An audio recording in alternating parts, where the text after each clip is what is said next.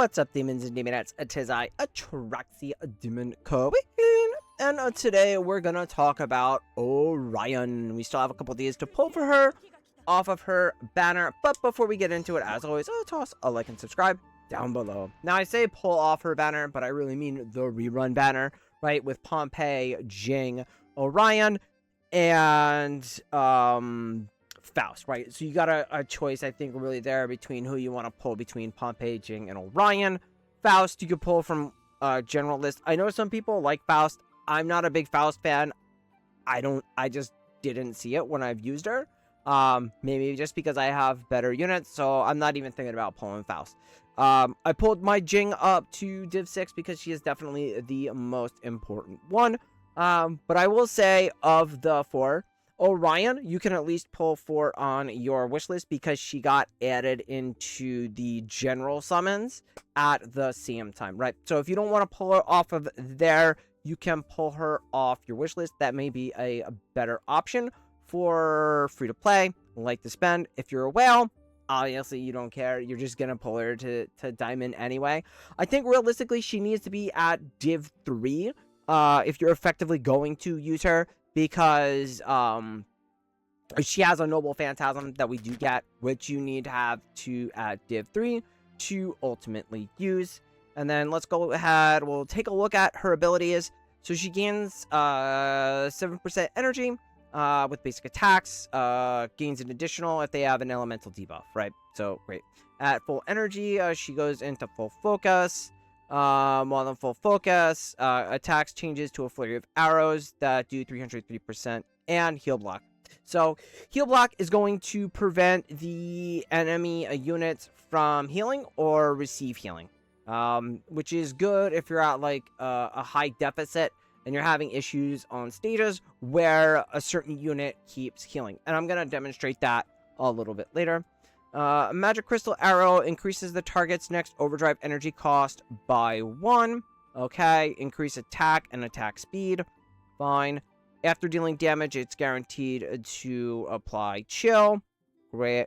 Gain 100% energy at the start of combat. Even better, right? So her ability is, you know, a typical thing. They just kind of make her better overall. Let's take a look at her overdrive. Deal physical damage equal to 720% of own attack. Gains attack speed boost. The skill can trigger punishment. If punishment is triggered, additionally inflict a 6-second stun, right? So she has some use on the dark team where you're going to have a lot of punishment going out, but maybe not so much for Echo, although I don't really see her being used on a dark that much, because dark's more of PvP and she's not very good for PvP. Launch ultimate skill, launch 2 waves of fan-shaped arrow. Each arrow deals physical damage equal to 155% of attack. If multiple arrows hit the same target in one wave, only 20% is applied. Alright. Secret skill, after dealing damage, has 12% chance to inflict chill. Increases attack by 32% when attacking a target affected by elemental debuff, which is great for Echo. So she works great for Echo. Boost your attack speed by 32% and accuracy by 480. Effects are halved when enemies get up close, right? So special skill. Great. So we'll take a look at her divinity here. It's just boost the attack. You can see I'm just pushing her because Div 1's essentially free once you get diamond. Alright, so then we have a choice between more attack for elemental debuff or attack speed when triggering punishment. I mean, obviously, if we're going to run it, this is the team or faction dependent. This is just boost attack or grant more critical.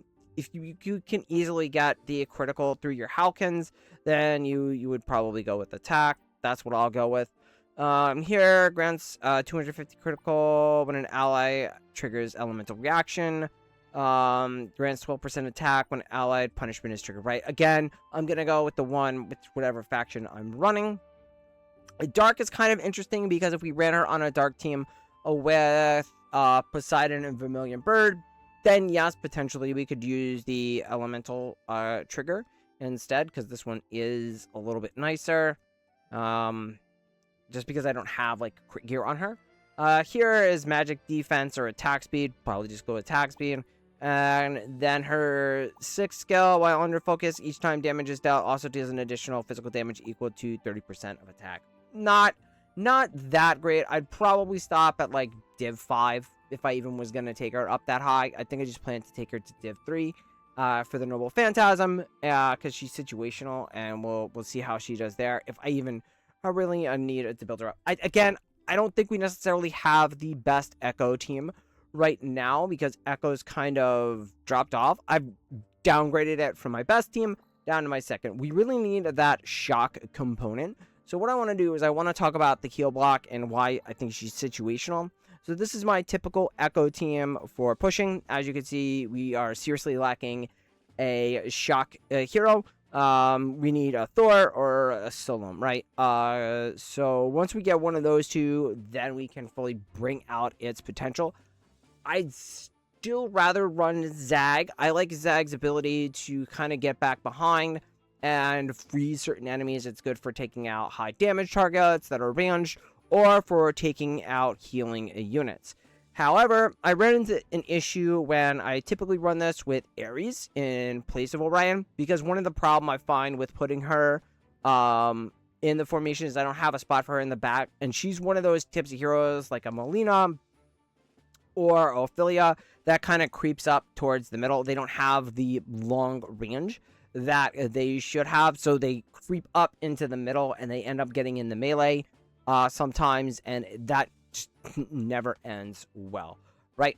Okay, so we want Lancelot here to hit Venus. Great, fine. Then I'll run into melee.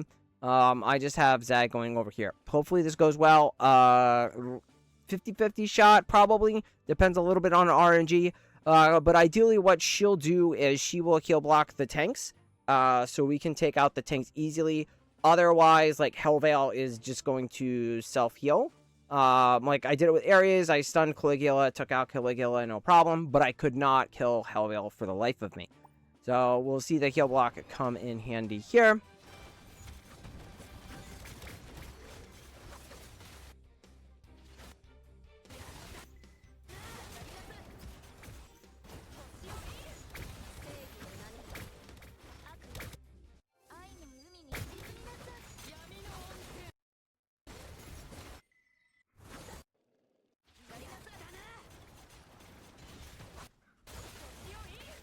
Okay, so Caligula's dead, which is good. And then we block her self-heals, which is good. Right. I think the problem is that... Yeah, okay, so Athena died. So you can see, like, she goes down, but she goes down at, like, probably go down around, like, 1 minute. Yeah, so we took her out. Alright, so that went well. And that's great. So you can see heal block really comes in handy at these higher deficits. You know, everybody keeps talking about heal block, heal block, heal block. It's more situational, I find, than anything else. I don't always necessarily need to run it. And so she's kind of situational. That's why I think she has kind of like that 8+ grade. So, like, that's why I say, like, okay. Alright, so let's see a PvP. I mean... One of the things, you know, she's a new unit. People are like, okay, probably looking units for God King Clash. I think she's okay for God King Clash. I'm just going to show you where I went up against her twice, right? So I went up against her here. Loki just deletes her, just one-shots her. I think she's a little weak for this. I'll show her against my Hades, because my Hades isn't, like, super-duper strong and doesn't, like, one-shot her right off the bat. But I'll show you why she's weak to, like, Hades here. And she might be weak to some of the other stronger heroes, especially the SSR EXs. Right, so you're going to see, right, so she gets her stun off, which is great. And she's actually going to kill my Hades, but then Hades is going to do her cheat death and just one-shot her from behind, right? So, not the greatest matchup there for Orion. I haven't really seen a lot of people running her for PvP. I haven't run her. You know, if I go, like, into my defense reports, like, I don't think I've seen anybody, run it, right? So, like, I go here, like, say if we look at, like, you know, the next two in line, like, you could see nobody is running her, on on defense. Well, they're running her, but I can beat them now. So, I don't think she's necessarily the best option. I think running Zag here would definitely be a bit stronger. But yeah, but now that I can kind of like I beat this earlier. So she's not all that great. I mean, we can take a look. Just to see. I just had to figure out the order. But yeah, this is my dark team. Like you can see, she's in the back. So she has heal block, which is cool. Except for the fact that the team's not reliant on healing. Right? It's reliant on pushback, and you could see like Ares just, she doesn't stop Ares, right? So didn't really make a factor. They had Zag in there. Would it have been a different story? Potentially. Zag's kind of more of a pain in the ass unit to deal with. So that could have definitely changed it. Like I said, I don't think she's a strong PvP unit. We'll see how it goes over time.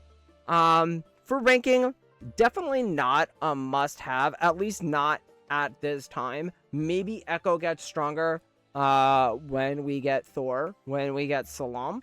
But yeah, definitely more of a nice to have. I'd say, you know, hey, if you're willing to pull a situational hero and you have the resources to pull the situational hero, yeah, sure, fine, go for it. Maybe you don't necessarily pull her up super high and just build her up through time, but like I said, you could always just put her on your wish list and build her that way. Anyway, that's gonna be it for this one, and I will catch you guys in the next one. Bye.